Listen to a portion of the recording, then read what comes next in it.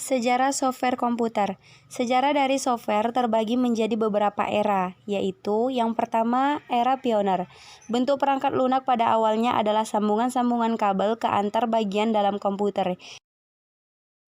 Kedua, era stabil. Pada era stabil, penggunaan komputer sudah banyak digunakan, tidak hanya oleh kalangan peneliti dan akademik saja, tetapi juga oleh kalangan industri atau perusahaan. Perusahaan perangkat lunak bermunculan, dan sebuah perangkat lunak dapat menjalankan beberapa fungsi. Dari ini, perangkat lunak mulai bergeser menjadi sebuah produk. Yang ketiga, era mikro. Sejalan dengan semakin luasnya PC atau personal komputer dari jaringan komputer di era ini, perangkat lunak juga berkembang untuk memenuhi kebutuhan perorangan. Perangkat lunak dapat dibedakan menjadi perangkat lunak sistem yang bertugas untuk menangani internal dan perangkat lunak aplikasi yang digunakan secara langsung oleh pengguna untuk keperluan tertentu. Yang keempat, era modern. Saat ini perangkat lunak sudah terdapat di mana-mana, tidak hanya pada sebuah superkomputer dengan 25 prosesornya.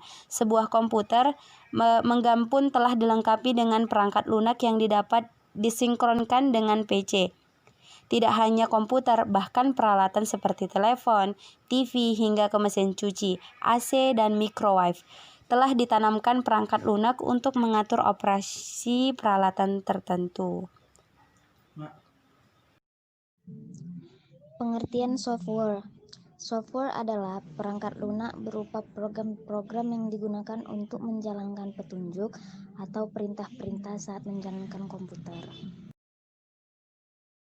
Karakteristik software. Yang pertama, perangkat lunak disimpan dan dijalankan pada perangkat keras. Yang kedua, perangkat lunak tidak dapat bekerja jika tidak ada perangkat keras, dan begitu pun sebaliknya. Yang ketiga, perangkat lunak bersifat invisible atau tak terlihat.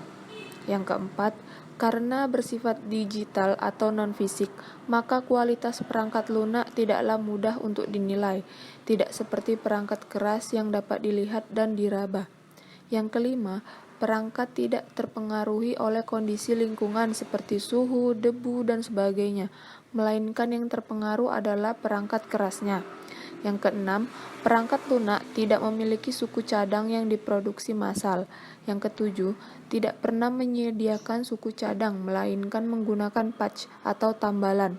Yang kedelapan, perangkat lunak dapat digunakan kembali atau reusable. Fungsi software. Software memiliki beberapa fungsi sebagai berikut. 1. Melakukan aktivitas bersama-sama dengan hardware. 2. Menyediakan segala sumber daya yang bisa digunakan pada sebuah komputer. 3. Bertindak sebagai perantara antara user atau pengguna dengan perangkat keras atau hardware untuk melakukan aktivitas dengan perintah yang harus dilakukan dalam software komputer. 4.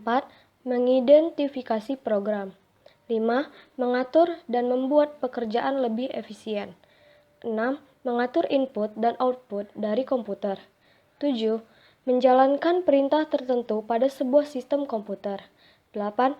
Mengatur dan membuat pekerjaan lebih efisien dan maksimal. Jenis-jenis software. Jenis-jenis dari software terbagi menjadi dua, yaitu berdasarkan kategorinya dan berdasarkan cara serta hak pemakaiannya.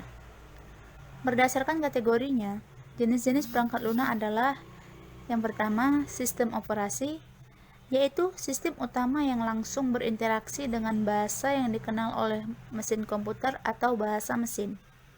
Yang kedua, bahasa pemrograman, yaitu bahasa yang dibuat untuk membuat program komputer.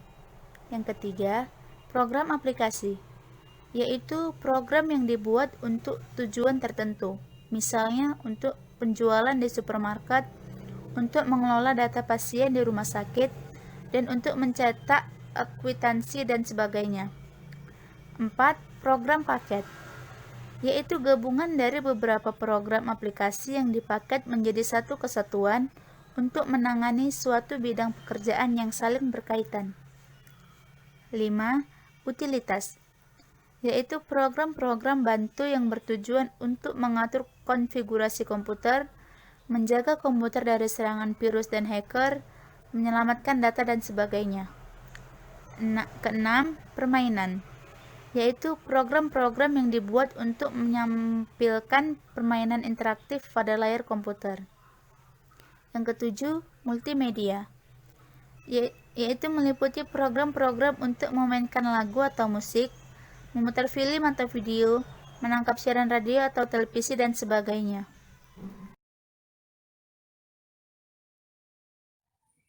Berdasarkan cara mendapatkan dan hak pemakaian, perangkat lunak terdiri dari 1.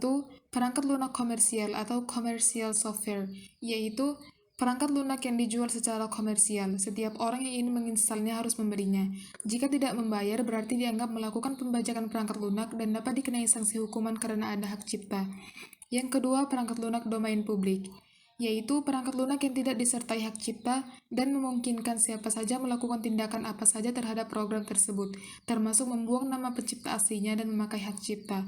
Atau dengan kata lain adalah suatu software yang tidak dilindungi hak ciptanya atau gratis dan tidak terkait secara hukum. Yang ketiga, shareware, yaitu perangkat lunak yang mengizinkan orang untuk mendistribusikan salinannya. Tetapi mereka yang terus menggunakannya diminta untuk membayar biaya lisensi. Atau dengan kata lain adalah suatu software yang membatasi penggunaannya dengan mengurangi fitur-fitur tertentu atau membatasi pangsa penggunaannya selama jangka waktu tertentu. Yang keempat, freeware, yaitu perangkat lunak bebas yang mengacu pada kebebasan penggunanya untuk menjalankan, menggandakan, menyebarluaskan, mempelajari, mengubah, dan meningkatkan kinerja perangkat lunak. Perangkat lunak tersebut dibagikan secara cuma-cuma tanpa mewajibkan pengguna untuk membeli software tersebut, serta dapat digunakan untuk jangka waktu juga dengan hak distribusi yang tak terbatas. Yang kelima, rentalware, yaitu perangkat lunak yang dapat digunakan oleh perorangan atau institusi dengan cara menyewa. Penyewaan rentalware biasanya dalam jangka waktu bertahun. Teknisnya hampir sama seperti software shareware. Bedanya di sini yaitu jika sudah mencapai waktu atau batas pemakaian tertentu, maka software tidak bisa digunakan lagi atau lock, dan pengguna harus memperpanjang kontrak sewa pemakaian software tersebut, bukan membeli passcode seperti shareware. Jadi tujuan rentalware tidak untuk diperjualbelikan. Yang keenam, software open source. Software open source hampir sama dengan software freeware. Yang membedakan adalah pada software open source pihak pembuat atau developer turut menyediakan source code atau keseluruhan bahasa pemrograman yang menciptakan software tersebut hingga berjalan. Baik, nama saya Ferry Irawan. Saya dari grup 1 ingin menjelaskan tentang perangkat lunak berbayar dan bebas. Software atau perangkat lunak komputer berdasarkan distribusinya dibedakan menjadi beberapa macam, yaitu software berbayar, software gratis atau free, freeware, free software, shareware, adware. Software berbayar merupakan perangkat lunak yang didistribusikan untuk tujuan komersil. Setiap pengguna yang ingin menggunakan atau mendapatkan software tersebut dengan cara membeli atau membayar pada pihak yang mendistribusikannya. Perangkat lunak berbayar dimiliki oleh pemilik hak cipta sehingga seseorang dapat menggunakan perangkat tersebut setelah mendapat izin dari pemilik tersebut atau melakukan pembayaran lisensi kepada pemilik hak cipta. Freeware atau perangkat lunak gratis adalah perangkat lunak komputer berhak cipta yang gratis digunakan tanpa batasan waktu. Berbeda dari shareware yang mewajibkan penggunanya untuk membayar, misalnya setelah jangka waktu percobaan tertentu atau untuk memperoleh fungsi tambahan.